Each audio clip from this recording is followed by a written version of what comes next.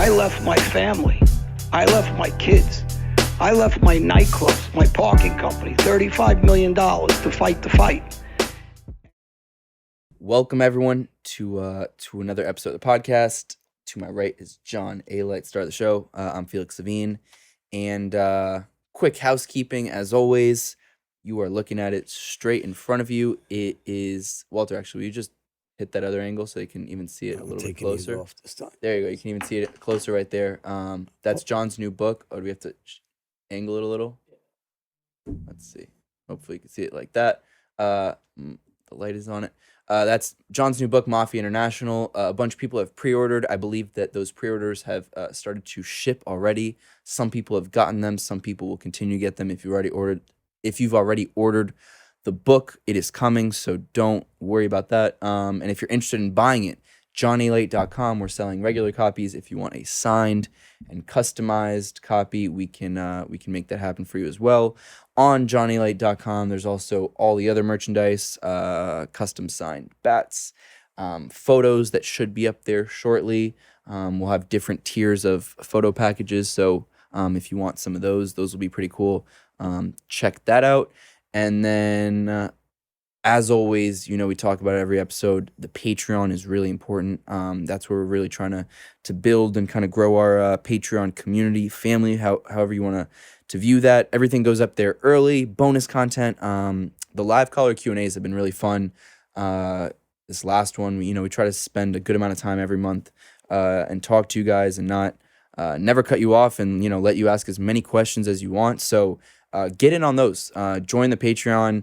Become a part of the Patreon, and you'll be able to call in, talk to John, ask him questions, and it's been pretty cool to kind of grow legitimate relationships with some of these people who are really great people from all over the country, nurses, veterans, engineers, electricians. And the reason why we like the Patreon is just because we want to use it as a support group for people that are in trouble, not just for ourselves and for our show, but for each person that calls, the next person's listening to your personal story. It doesn't have to be just questions about ourselves. It could be things that you went through that you want to share with us so other people hear it. And we become a group that are supporting each other and become like one family. And in a good way that, some of the struggles through life that all of us go through, and whether it's jail, drugs, drinking, personal problems, wife, domestic, we don't care what it is. And this doesn't have to be about us only. It could be about you guys.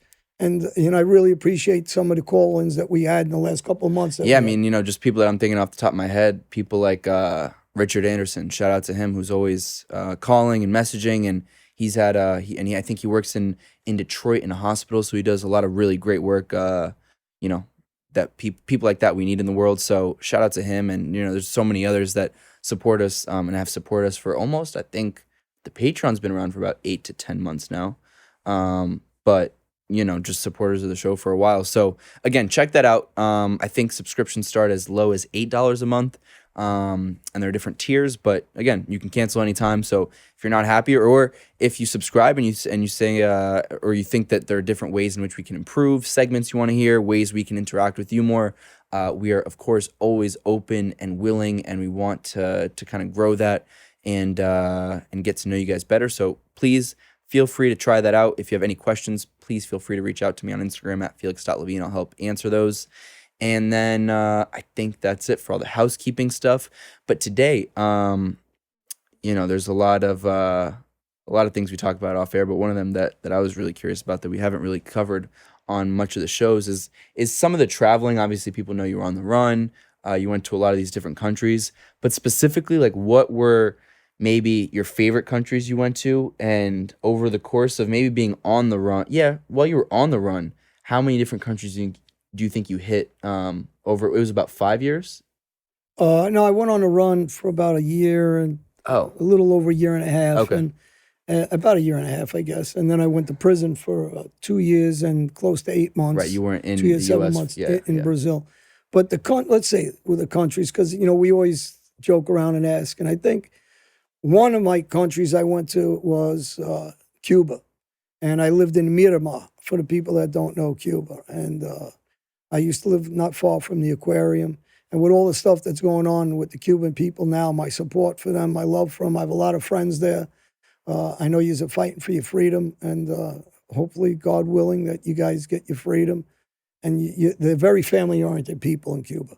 I mean, the Cuban people are fantastic. I got to tell you, I got so much support out of Cuba when I went there. It was incredible. Any favorite stories from from your time in Cuba? Oh my, Cuba! There was a good friend of mine, a girl that I was dating, Kenya from Cuba. She ended up moving to Italy. She somehow sees this. She was a great girl. Her family was, and I wish her well. And it's been so many years, but there was some funny, Cuban stories. And Castro was going by one time on a couple. He used to do a talk. So that year had to be 2003. I didn't know who it was, and it was flying through the main right huge behind you. security, Yeah. everyone, Oh, yeah, and I went to step in the street, and a guy's going like this to me.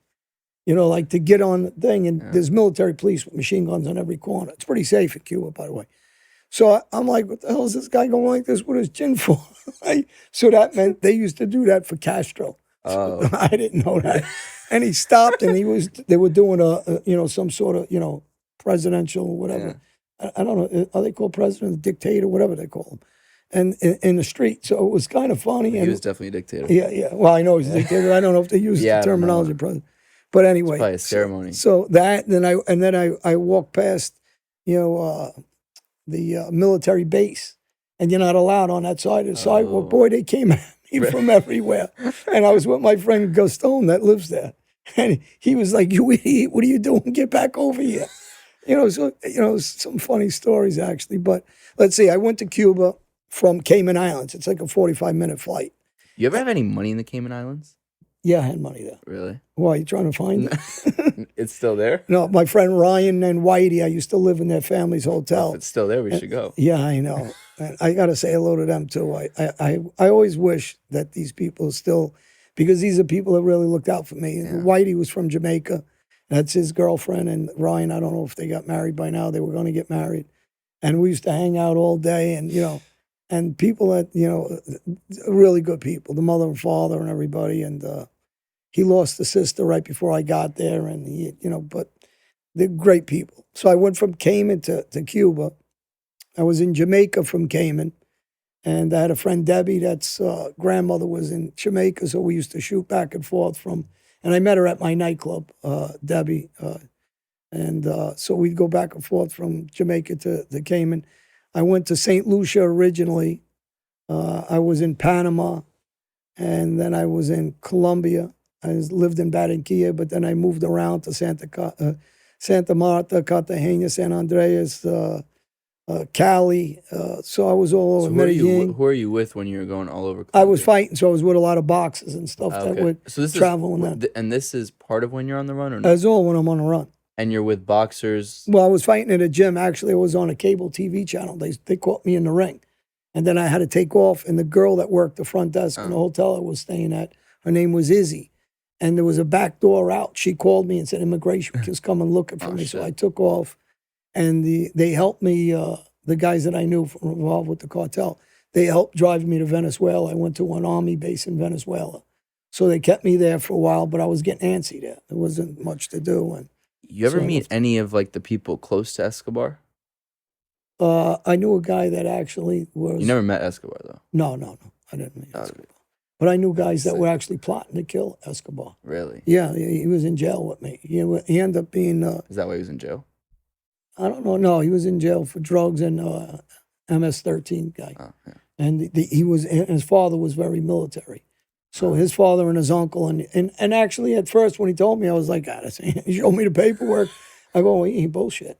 And he was from California. He ended up going to California. And then he got jammed up. So, wow. And so his father and uncle were high-ranking members in the military. But they had plans on killing him, and they had this landing base that Escobar was using. So in Salvador and other areas. But from there, I went to Belgium, I went to Paris, I went to Albania, Italy, France, Uruguay, Paraguay, obviously Brazil, Denmark, Germany, Switzerland. So I went to a lot of countries. I was all over the place. Your favorite? You got to say France. Oh, Paris was great. But you know, the problem was I spoke Portuguese a little bit, right? Well, I learned, but when I was in France, I didn't really speak that well. I spoke Spanish and, you know, Portuguese later on. So, you know, the French language a little difficult. Well, yeah. And yeah, Speak it. I know. So you are smarter than you look. And so, you know, I love France, though, Yeah. you know, obviously. And I went back a couple times since then.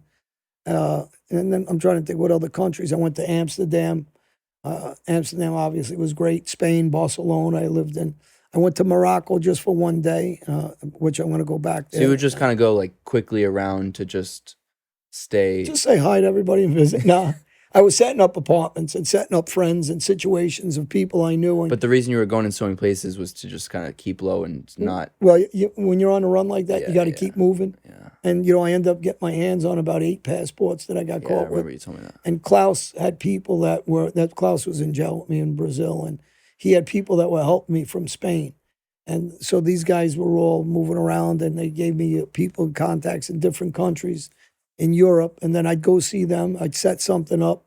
So when I did leave one country, I'd have somewhere to go to in another country. And, you know, it became, you know, a chess move of the worst thing you can do is get comfortable. And I did that in Brazil. Really? I got comfortable, and that's how I got caught. I was going to Argentina. I wonder where you got comfortable. Oh my God, Brazil's beautiful woman and beaches and I went to Argentina. Actually, I set up an apartment in Argentina. I was there back and forth. When you say a couple set of up an times. apartment, what do you mean by that? I got a girl that knew me that introduced me to another girl, and they told me to go over to Argentina. I give them a couple of bucks, Okay. and they had an apartment where I would rent Okay. a room And with you'd them. stay there for about how long? Well, I just set it up, so I was going to move there right before they caught me in Brazil. But I went to Argentina twice. I went to Falls of Iguazu. It's kind of like Niagara Falls, but nice. It's big. And it's on the border of Uruguay, Paraguay, Brazil, and Argentina. So I was there, and actually I filmed a lot of, you know, the waterfalls. And, you know, so I kind of sightseed while I was doing this. And I had a cousin that Were you lived in stressed São Paulo. though, like the whole time? Yeah, I mean, it's stressful being on the run because everybody that's, you know, you're looking at, you're thinking is Interpol or, you know, that's trying to get you. Fuck. So you're never really comfortable. You're always strapped? Yeah, you always, you know, I got, you know, obviously when I'm in these countries, I got some hooks too. So, and I end up getting more hooks from people I know. And, you know, and the Commander Vermelho was very big in Brazil, and I had some hooks with them through another guy, a black guy that lived in the same building as me. We got friendly. I didn't know him at first. And his name was Johnny also. And he hooked me up with guys. And later on, actually, it helped me through prison and stuff. Wow. So, yeah. And so, okay, but if you had to live in another country these days, where would you go? I mean, Brazil was such a great country. You know, I'm going to tell you why. There's a lot of poverty, but you have beautiful beaches, beautiful women. You are shopping like crazy. It's not what people think. The food is delicious, seafood and fruits and all that stuff is great. And I went back to Brazil. You know, I went back actually twice now. So I've been back twice, and I think there's a lot of pictures out there. I went back to my old apartment right before where they raided me near there, and when they came to get me. You never told me when they raided you. Well, that's how they got caught on the street. They were the day I was going to leave. Where in Brazil are you? I'm in Rio, right behind the Copacabana Palace. Okay. And you got to see, actually, for the people that never been there, you know, I've never been. Rolling Stones were there. They stayed at the Copacabana Palace. Listen, Snoop Dogg's no dummy. What do you think he kept going to Brazil for? The party scene is great. So you're like in a nice ass area. Oh, I'm in a great area, and Maybe you know, that was part of the issue why you got caught. Yeah, you know what the problem is? You know, you're out, and you know it's hard to stay low down, and because you get comfortable Well, after you a have while. money, and your money was probably worth a lot more there. It was back then. It was like 2.5 times. I think it's 4 times Oh now. my God! So you could just stay at all these nice places. Oh yeah, You yeah, had a ton I of money did. anyways. But I mean, listen, when we had the New Year's Eve party, we had it on the beach. I mean, there's literally 1 million or 2 people on the beach with festivals and drinking. And if anybody had never been to Brazil, I mean, you got to be careful. Don't wear jewelry, whatever you do. But they have samba. You know, the samba during the carnival for the month. It's just party all over the street, everywhere. It's chaos. I mean, it's just chaos and fun, and you know, and the only thing is it's dangerous. They got bands, but a lot of the kids, they all knew me. All the young kids, they'd be robbing people left and right. I walked around with an $80,000 diamond Rolex, but I had friends there that told everybody they didn't call me a gringo. They would say, "No, that's not no gringo. That's John." You know, they knew me from you know. So, So- you know, I got, you know, I started knowing the right So people. then when you got raided at the behind the Copacabana, Oh, they came with everybody. Military, police, helicopters, snipers. You know, I was done. So, you know. what are you thinking? Like, who did you first see? I didn't see anybody. I heard, it was silence. That's what my friend was on a telephone. Oh, We were shit. visiting my friend Susan, and we just came out of a house, and he went to the phone booth to call her. And so when he was on the phone booth, I'm just standing He didn't there. set you up? No, he didn't set me up. Forget it. He went crazy. He was pointing at me. It's him because they weren't sure 100% it was me. You know, and they're like, "You, John Lee?" I wouldn't answer them. And they told me, you know, lift your hands up and go on your knees. So it says, so. And I'm like, I didn't move. And they thought I was being a tough guy. And I wasn't. I just didn't care. It was like, you know, you wanted to get killed by firing squad, basically, because you think your life's over. Yeah. So, but he was I mean, I don't blame him. He's a regular guy. And, you know, when they came, he was petrified. But it's a 4-lane, I think it's 4 lanes, or maybe even 5, behind the Copacabana Palace. And it's just so loud, and there's no exhaust systems on the buses, and there was no noise. And when it was quiet, I looked up and I see all the people looking out their windows, and I'm like, uh-oh. And now, you know, the helicopters don't come on the street side; they stay on the beach side. It's the block down because of, you know, obviously it's dangerous; they'll crash. And the helicopters stay along the waterfront to stop robberies and drownings because the water's rough. When I seen them on the building side, and you see those hats backwards, you know what they're doing. Yeah. They probably had red dots on me. I don't remember that because I was too nervous. But, you know, you look and you're saying, oh, this is over. And, you know, you got all the military police behind the fast. They got the fast armored vans, and they're all running behind it. And they're all, you know, you're done. Anyway, that was it. So what are you thinking at that point? You thought you were gonna beat the case? I was thinking about just 2 days earlier. I was on the beach with a couple of beautiful women, and I'm thinking, uh-oh. And that's not happening for a while. There goes the happy ending. Wow. Yeah, it was terrible. And they took you straight to that jail? No, they don't take you there. They take you to they took me to almost like a factory. And I swear to God, if you didn't know anybody, you'd think they were going to shoot you and kill you. Oh, really? Because there was nobody there. It was deserted. You weren't scared to die lights at on. that point? When they were bringing me there, I thought I was going to get tortured. I really did. I mean, anybody could say anything they want. I wasn't really scared of dying when they were going to shoot me there, because it was kind of like you were giving up, thinking your life's over. And it wasn't, you know, it's not a thought process. It's not like you're sitting there going, you know, should I put my hands? It's just the way I reacted. But when they brought me to that building, yeah, I was nervous because I said, oh, they're going to torture me here, you know. And then, you know, at that point, they moved me from there to another place, to a hospital to check me physically. Then they brought me to Agua Santa the next day. But they put me in a cage before that. I was shit in a rug and in a rag, excuse me. And there's a guard that walks above you on a cage that's above you. And listen, it's hell. It's nothing that you'll ever experience in these jails. Yeah, it's like, you know, what you see in the movies. I say it all the time, like a concentration camp. And then, you know, your mind is like, what happened to the Falls of Iguazu? Everything was great. Or if you ever go to Argentina, like, you know, people that don't know Argentina, you go to dinner at 10 o'clock at night. No, I know. Same thing in France. You don't start till 1 o'clock in the morning to party. And we're out until 8, 9 in the morning. I'm like, I wonder why nobody works. Who's going to get up? It's the same thing in France. Yeah. And everything in Brazil is a holiday. I mean, there's, you know, there's got to be 40 holidays. No, there's these Latin root. But they got the. countries You want to speaking. hear something? They got in a way. They got the right way, because they don't work. They only work to live. You know, here we live to work. All we do is want to go to work. Yeah, but I will say, and this is coming from someone I literally have a French passport. I think sometimes, like, especially French people, they just take it to another level. I mean, they'll do anything they can. They'll go on strike, but they'll also refuse to work. They'll go on strike about getting a pay raise, but they also will never. They don't want to. Well, put in any hours to work. France anyways, ain't known for the country of love for no reason. Obviously, they're all fucking because nobody's going to work. No, no, it's true. Yeah. It's true. I was staying in this little room, right? Where, in Paris? In Paris, right? And really nice. Do you know which neighborhood? you know all those things. It's a very expensive neighborhood where I was staying naturally. So, and I was staying with a small room. The 16th. You know, remember? You know how it's the numbers. I always forget the name of it. Yeah, but I'm trying to think of it, the name. I was going to say that's not the name. Not far from where the trains are, where the train runs, the cross country train. Oh. Yeah. Yeah, I know what you're talking about. I always forget the name of the neighborhood though. But I'm going to tell you this. I'm living in this little thing. You look out the window, right? And I'm on the first floor. So I look out the window. There's this old man sitting in the garden, right? So he can look right in my apartment.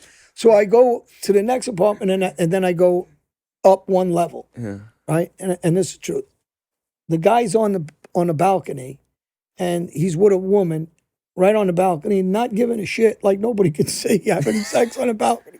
And I'm like, well, this is France, all right. You know you're in France. Oh, for sure. And then you go down the what do you call it? The red light district of France with all the shows and everything. Yeah. All the sex shows. So I must have stopped in 100 of those.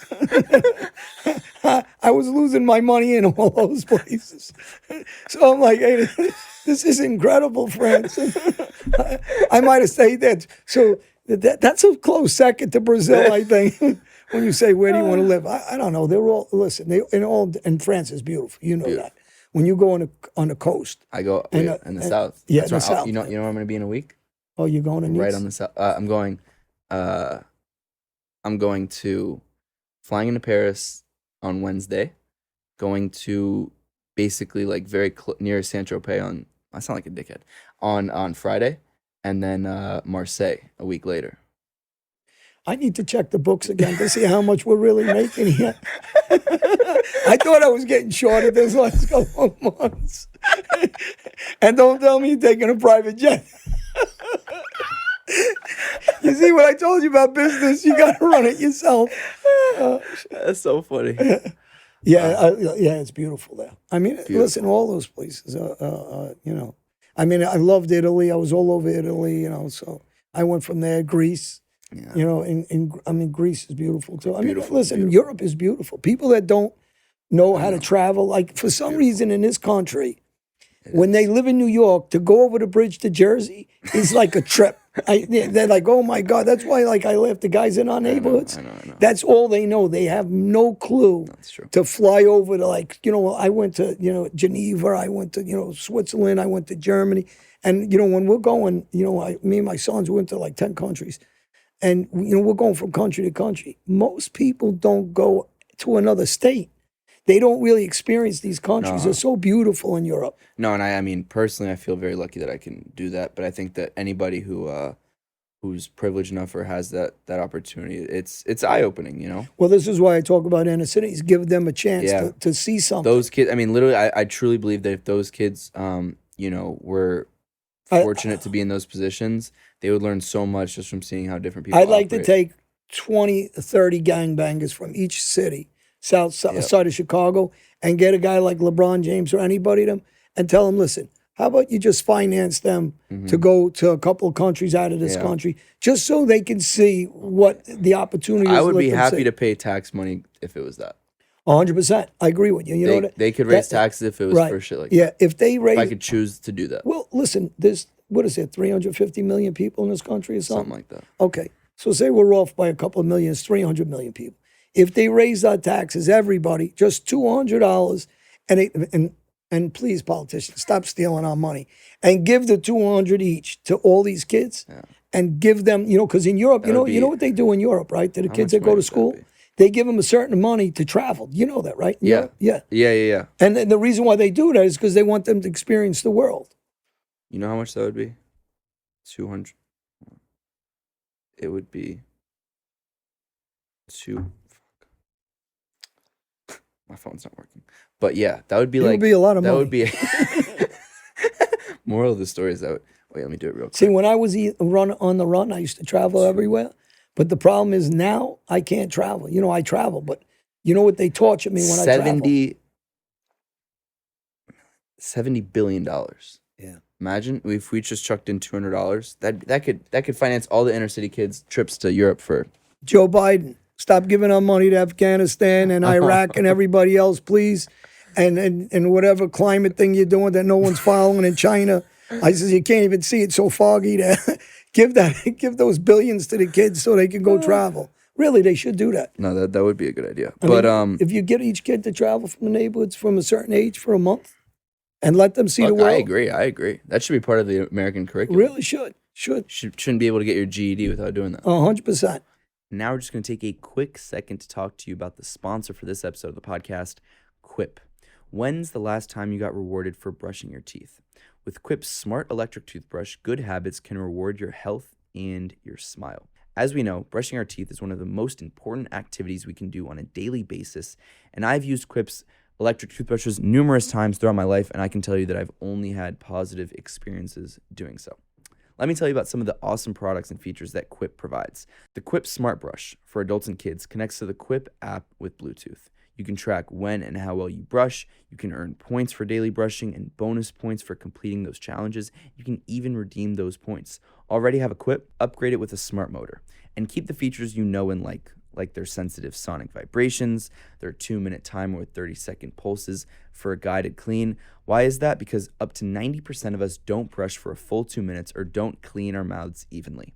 They also, as I mentioned, have that kid's electric toothbrush that is just like the original, but with sized down features like a small brush head for smaller mouths and a rubber grip handle for greater control. Why is that? Because kids need kid-friendly features and the guidance of a 2-minute timer with 30-second pulses to build good oral care habits for life. Start getting rewards for brushing your teeth today and go to getquip.com/mafia to save $10 on the Quip Smart Electric Toothbrush.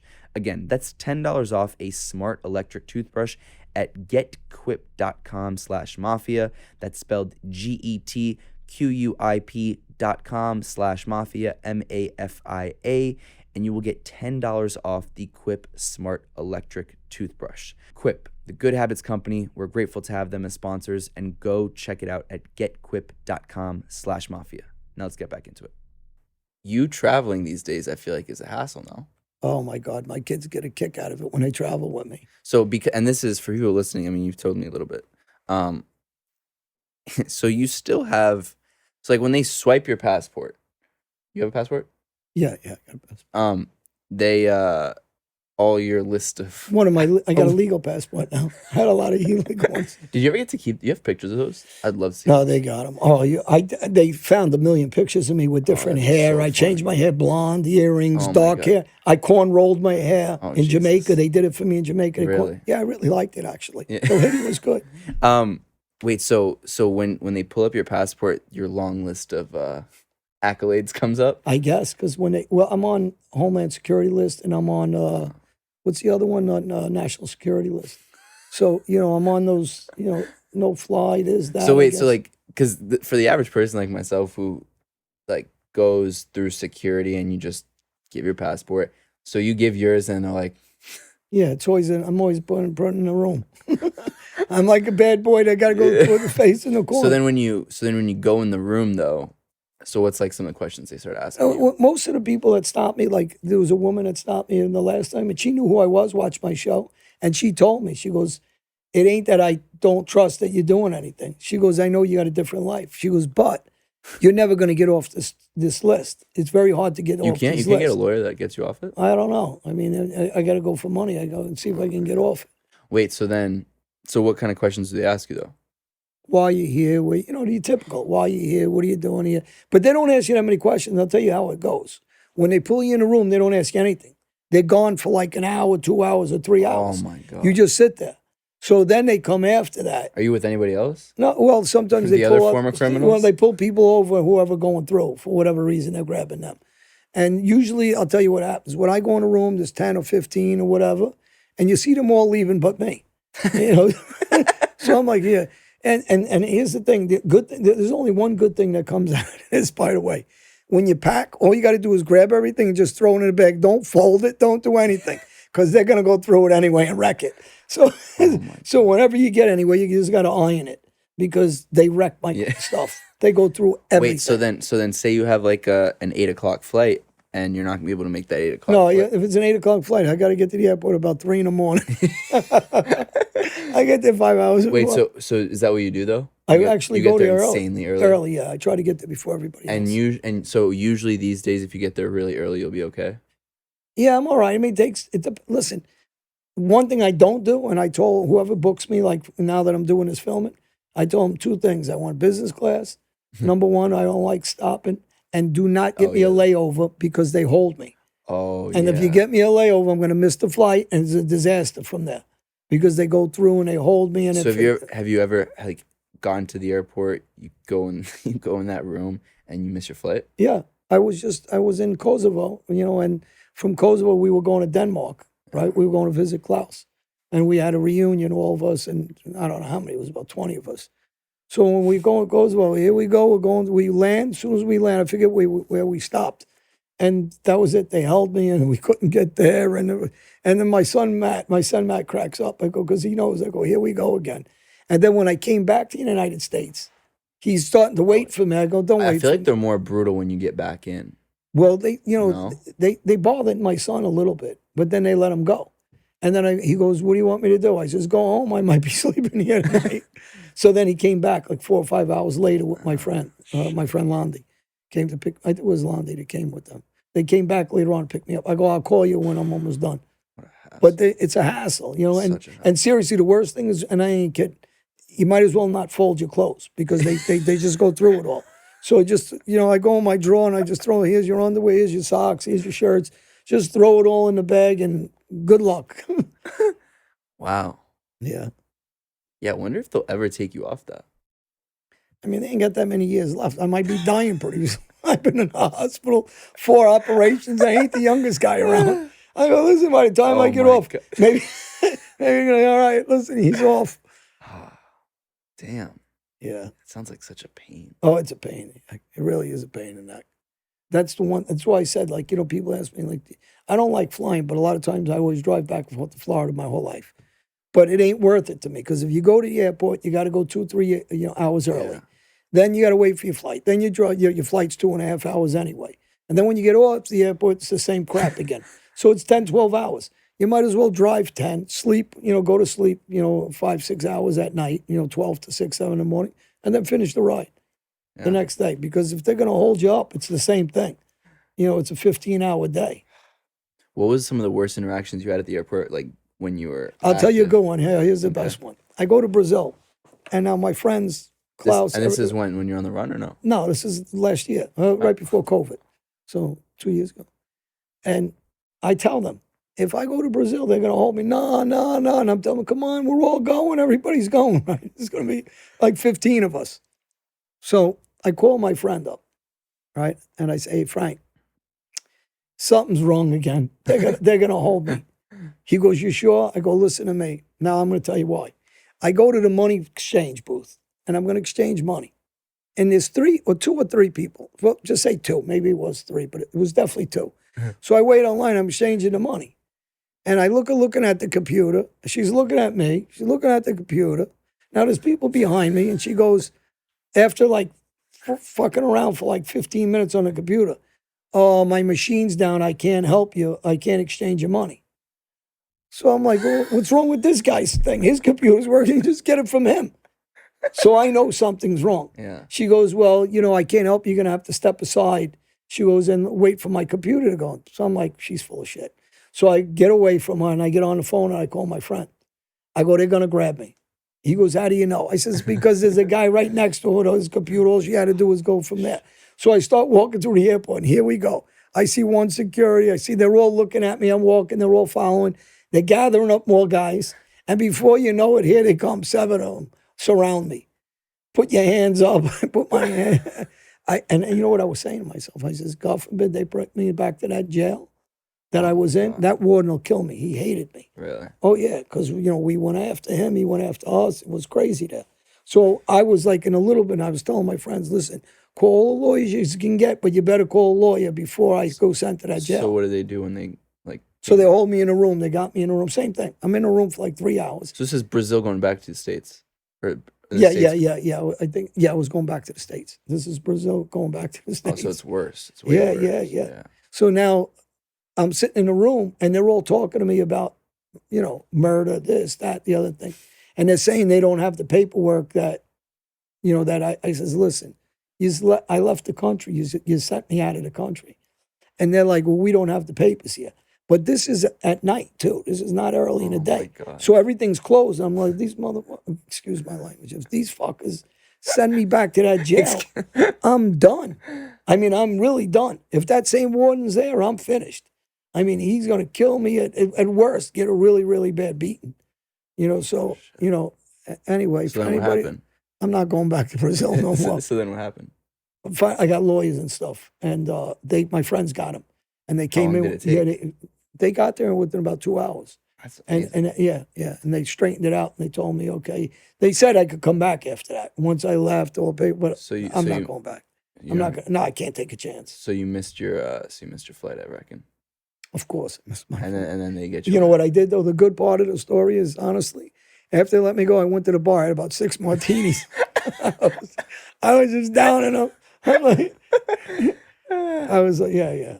Wow, man, that's brutal. Yeah, But wait, when you were back like active, were you you were hopping on planes? When I was When active. you're active in the mafia. Oh yeah, I was always on. Did you ever get any issues there? Nah, not really. I mean, even when I left the country, when I left the country, this is after 9/11. Think about this. Right. And I brought $60,000 taped to me. You did that? Yeah, and On I the don't know plane? how I didn't get caught. I had it on me. I had 60 grand on me. Where in your waistband? Yeah, I had a money belt. I had a money belt. I had money in my pocket. I gave it to a girl to hold some money for me. I had a little money in the bag, but I had about That's 60,000. because their machines weren't good yet. Yeah. But do you imagine 60 grand? You could bring anything on that they don't even catch it. That's insane. Yeah, it's insane. This is when you were going on the run? Yeah, but I got, I could tell you a lot of good stories about how guys smuggle things because they were all in jail with Yeah, me. please. One guy was making, you make the statues, the ivory statues. Yeah. He made statues, little statues, and they were really underneath it. It was, it was molded clay, hard. They hardened it, Put but drugs inside in it? is all cocaine. I mean, really smart. Another so guy made. So it was too thick to be picked up on these machines? Obviously not. He got caught. But I'm just saying they got some good gimmicks. Another guy was making soap, regular soap, like I ivory feel soap. like soap is pretty and good. under That's the a soap, tough one. And the reason why the soap was really good is because it stops the dogs from smelling it. Oh, You know how because they have the scent. And how he got caught. How? Think about how he got caught. They're saying, why is this guy bringing him back so much soap? That's how he got caught. They cracked open one of the things and got the cocaine. He was done. I'm trying to think of some of the other stories. That's jail is right off the bat. Oh, it ain't. Those are concentration camps. It's insane what goes on there. Yeah, I know. I sent you paperwork. You remember? Yeah, You read the paperwork. They said they didn't let one advocate group ever in my prison, and it's in the documents. 84 pages. Yeah, not one advocate group ever entered my prison. The soap is crazy. What an idiot. Yeah, I'm trying to think there was other Why do you ones bring so too. much soap? You should have. It really made sense. You should have said, my family don't wash that. I know. What could be your answer for why you have all this No, soap? I really don't know. I'm trying. So the statues, the soap. There was another good one. I forget. What's the best one you ever used?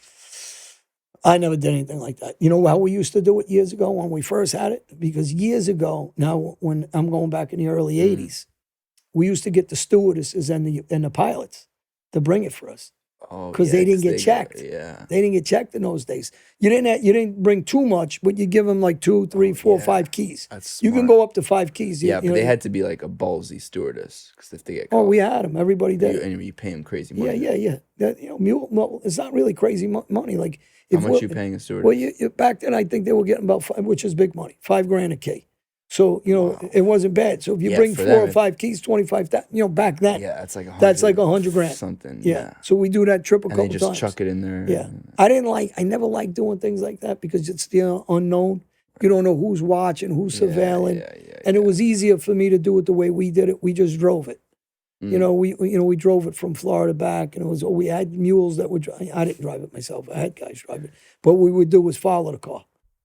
Because you can't trust them when you want to make sure they're really getting, bringing the stuff back. Wow. And then I had my cousin that worked for the Detroit mob. He used to drive it in, but he had a route that he was doing with this guy Pete. So you had those, and then you had Mexico. We were bringing it in But mostly we were bringing in, weed, not really coke. Yeah. We would sneak a couple kilos in, but it wasn't the big move. The big move was the weed. We'd bring in tractor trailer loads of. Has coke pot. always been the most profitable drug? Now weeds, for my business, I was in more in the coke business. I was in a weed business too, but not to that extent. My cousin was. He ran it for us. Yeah. The weed, but the coke is big money. But weed's got big money in it. It's not what everybody thinks. Especially the when the what do you call that you're growing indoor, the hydro. So some of the hydro pounds are 6,500 a pound. There's a certain amount of leaves they grow a season. And it's costing you whatever 500. I don't know what it costs because I wasn't good with that stuff. But guys that work with us, they did it. So some of the hydro that wasn't that good was 3,500 a pound. The others 5,000, 6,000. But say on an average 4,000, and it's costing you nothing. It's all profit. Yeah. And the charge isn't as serious as the coke charge, obviously. Oh, right. So, I mean, back to what we talked on the other show about a business. I mean, if you're business minded, it's very easy if you're not greedy to maintain that for a lot of years. Right. But the problem is everybody gets greedy. Everybody Gets gets bigger greedy. and bigger. Yeah. No, that's You never did no dealing of heroin and. Yeah, he moved heroin and with the guy that I was bringing in, and I wasn't big in the heroin business, but they asked me to do it, and I brought it into Rikers Island through guards, and we did it in pieces. And again, that wasn't my business. I didn't know how to cut heroin. I knew how to cut coke. I knew how to recompress it. We go into the kitchens, and I could make a ton of money off coke because you're taking one. If it's good quality coke like we were getting, you can bang it 1-to-1. In other words, 1 key, and we can make a second key and recompress it, rock it, because back then people thought if it was rocked, it's good. People didn't know. They had no knowledge. You break it open, the way it sounds, the way it looks, that's fish scale. There's different look. Actually, I got good like a scientist. And you ever watch Breaking Bad? Yeah, I love that show. That's my favorite show ever. He's the best. When they were doing the meth labs. Walter over here. Yeah, Walter. Hey, Walter. Yeah, I had the meth labs that were good. And I love when he had the mobile meth labs. That was good. You ever and the Chicken Man. And, yeah. That's a great show. Yeah, it was good. You ever deal with meth? Don't put me in those bad state of mind again. All that money, thinking about all that cash. No, it's crazy. Well, you know what? There's so much residue. This is another thing people don't realize. When we used to leave, we had one factory in Brooklyn that we used to cut at. That was one of the factories. And we'd have, masks on because it's too much coke. You get high just fucking smelling it, not snorting it. Although one of my partners would bag a quarter. We used to put in little in little packages. He'd take a quarter, he'd bag a quarter. He'd take a quarter, he'd bag a quarter. The funny bastard he used to love. Listen, we used to have some crazy parties. So that's why when they talk about sex parties, trust me, coke, it definitely have the parties. Back in Studio 54 days, oh my God. I was a little younger then, but, it was still popular. It was crazy. Wow. But, but that residue, that's what I was saying, is it stays on your clothes. It stays on your money. Oh, so were you? Oh, really? Oh, it's on everything. You can't get rid of all that powder. So it's all over. would you wear? So, say you get pinched and the police take all your clothes and everything. There'll probably be a half a key between your clothes and your money and everything. I'm exaggerating. So you put on like a little suit? No, I'm just saying. We didn't give a shit, but we would start cutting up at nights, and then we'd have a party at Frankie Scarpanito. He's dead at the White Horse. He died of a heart attack recently. He was a good friend of mine. He was one of the guys that got involved. You remember we did a show when I said the undercover? Yeah. He was one of the guys that got locked up. But anyway, we have parties at his, after we finished cutting up, we'd have parties at his house. And we have 1 million girls there, everyone playing strip poker with this. Before you know it, there's 30 people all over the floor. Forget dying by someone trying to kill you. I don't even know you didn't have a heart attack. Well, I didn't. Here's the thing. Like when people try to say that, I didn't do it like that. They did, though. I always had pretty good control because I wanted the money. Yeah. I never had no weakness with it, really. Did I ever try? Of course I did. I never lied to anybody. But there's guys like, if we tell some funny stories like Anthony Ruggiano when he's telling stories, or Robert Ingalls, or Larry Cuccarelli who passed away. I mean, he died of a heart attack. And this is the reasons why. I mean, you're fucking up. No shit, they all die of heart attacks. And don't everybody say that's why I had a heart problem. I know, that's the next thing. That's not why I had a heart problem. You guys ever deal with psychedelics? Yeah, sure. Yeah, mushroom. Remember my era? I'm in the '60s. You ever do I was a little MDMA? young in the '60s, but we did Black Beauty, speed, Black Beauty pills. We did mushrooms. We did not ecstasy. What was the other one we did? Psychos. What is it called? Which one? Oh, LSD. Yeah, LSD. Everybody Psycho. did. What is it? Silibin. Psych. Yeah, but there's something else we used to MDMA? do. We used to do. DMT. Man, it would make you laugh like crazy and stuff. Acid.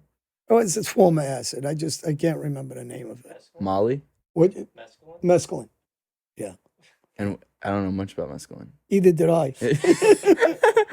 And so, but you guys. No, Molly's like your guys' generation. Yeah. I never did Molly and all like. And you guys would, and you're dealing with those, or the main players? We are sold just- everything. Listen, there ain't nothing. Quaaludes was big in our Oh, day. jeez. Listen, you ever watch one of those movies when the guy's like, it's like, look, I got guns.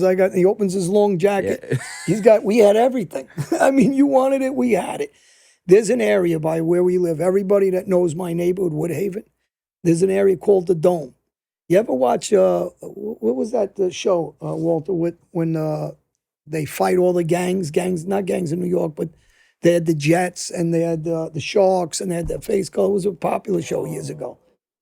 The Warriors. Okay. There was an area up in really Yeah, good. You're he's good good. with trivia. What Yeah. the fuck? How? So the Warriors, but there was an area by where we live called the Dome, yeah. right? You pull up in that parking lot, and we used to have concerts because you're talking about the late '60s, and everybody's high on LSD. They're doing meth, they're doing coke, they're smoking weed. Everybody's the Vietnam times and all that. So when you go up there, you can buy anything you wanted in Baby Carriage Lane in the Dome. I mean, it was crazy how we grew up. And they want to know why all our friends are fucked up or dead. Really, it was. No, yeah, it's crazy. And then, we're all young kids, and we're all around this, and we're watching killings, we're watching chaos. drugs. It's chaos. It's just chaos. I wish I had videotapes that you can Imagine imagine these the phones Dome. back then. Oh my God! Oh my forget it. It was insane. I mean, you think about it, and everybody goes like, because we nickname our neighborhood Death Haven, and people from my neighborhood are some people. Yeah. Like, what are you talking about? Why are you calling it Death Haven? And I'm like, I don't know what fucking neighborhood you grew up in. But everybody died, not just by getting killed, but by drugs, by accidents, by firemen that died. Like Jimmy Young was a I don't even great know. kid. I always wonder how you're still alive. How the fuck? Just God, because I'm here to do what I'm doing now, help kids. Listen, look at what the show does, really. And this is on a serious note. We advocate against bullies. We advocate for inner cities. We advocate against anybody being racist. We advocate for gay rights, lesbians, transgenders. We have TT. We advocate for positive living, right? Nothing negative. So when people advocate against domestic violence. We also give a lot of insight to history, mob history, obviously. Look, I mean, that's you don't have to convince me. I do the show. I know exactly. But yeah, you're right. I mean, look, there's. Well, the problem is like when someone says about domestic violence, I don't lie. I go, yeah, I unfortunately raised my hands to a woman when I shouldn't. So I talk against it. When I talk about the police, I'm not talking about, by the way, when I always say pro-police, I'm not talking about pro-police against the inner cities and everything is what's going on. I'm talking about, I want to see adjustments like everybody else and rhetoric. That doesn't mean let's hate each other. It means it's good to have these open conversations so things are better, whether they're cams that the police use, better decision-making for all sides. But all I say in general, people are good. I don't look at things that people are bad. Some people say, it's sunny, it's cloudy out. No, I say it's half sunny out. You know why? Because when I was in those jails, and I told you this, when you go to the beach, man, that beach looks so much nicer than it used to because I didn't appreciate things. Yeah. So when I'm talking about the things that we talk about, I just advocate for positive. And it's also, your relationship with your family has changed. Your relationship with women has changed. Your relationship with probably business part. Everyone, you're... Well, I come from a dysfunctional family like most people. A lot of people, I don't got the perfect family. I love my family. But unfortunately, we're all dysfunctional. We're crazy. And that's just part of being honest, though. A lot of people can relate to that. Nobody's family's perfect. So, I just try to be honest and go, hey, this is the reality of life. So what? That's the answer. So what? Well, what's the point? What's the point of the negative? What do you want to hear? So I think that's why, a lot of the people that do watch us because they know, like, listen, we're being genuine. We're not Yeah. being like full of shit. We ain't the perfect human beings. We made a lot of mistakes. And you know what? I hope that we're helping people I know we're helping people. So many people that write me for different reasons. You can't talk about drugs unless you're involved with drugs. To the extent, like, I'm talking about, like, a lot of politicians. They can't understand what Anthony Ruggiano can understand as a counselor to these young kids. Or they can't understand what Robert Engels can understand. Or they can't understand what I can understand because of where I ended up in the street, in the gutter. It's shit. So when we talk about, like, Ellie Hornet or one of these guys, of course I got respect for him. Look at, he's living a good life. He's doing positive things. Why am I going to respect negative things when, now I can be an adult and say, hey, we have a responsibility to these kids to stop bullying and give them confidence to know that somebody that's bullying you are just weak. 100%. And I think that And the most important thing, we could teach them about traveling. Don't travel the way I do. yeah, that's chaos the way you travel. But yeah, I think that's it for today. Again, quick reminder, and speaking, just piggybacking off that last thing John was saying, and we talk about the Patreon, and the Patreon's great just because we are able to kind of nurture and create those relationships with some of our most loyal and longtime fans. We have so many, we've talked about this on previous episodes, but a lot of great people that subscribe to the Patreon that do a lot of great work, social work, therapists, nurses, engineers that follow us, which is always crazy to me, to think that, these are smart people that are just as interested the way that I first was when I first started learning about this part of history. So again, it's a really great opportunity to kind of call in and talk to us and get to know us and ask us all your questions. You get bonus content, all that good stuff. So always plugging away the Patreon because it really is great, and and the platform's fantastic. It's the app is really easy to use. The website's great. I believe they should, or you can probably put a setting on where you get notified every time we post on there. So all that stuff is really good, and it gives you a direct line of communication to us. So for all of the Q&As, we can call you, all that good stuff. So go check that out. And then you've been staring at this book for about an hour now, as you were in the previous episode. So go buy it if you are interested, obviously. Mafia International, it's John's newest and latest book. A lot of you have pre-ordered it, and I believe that those pre-orders are in the process of being shipped out, if not already being shipped out. So if you already ordered one, be on the lookout. It should be coming very soon. And if you are interested in ordering one, go to johnalite.com. You can get just the book. You can get the book and you can get a signed copy of the book. You can also get an inscription, so a personalized message that John will be signing for you. And so go check that out. All of the merchandise, bats, photos, all that good stuff. johnalite.com as well. And then I believe that's about it. I know for me, you can follow me on Instagram at felix.levine. I also have my YouTube channel for my show. Please make sure you check that out. I have an interview with John that I did. That was the first time John and I ever met way back when, which is one of my most popular episodes. So go check that out. Follow me on Instagram at felix.levine. And you can follow John at TrueJohnAlite. Go follow our page on Instagram that we're going to be trying to post more on at Mafia Truths with John Alite. If you're listening to this right now, we had some issues posting the audio versions of the episodes, but that should be fixed. So that will be more consistently posted.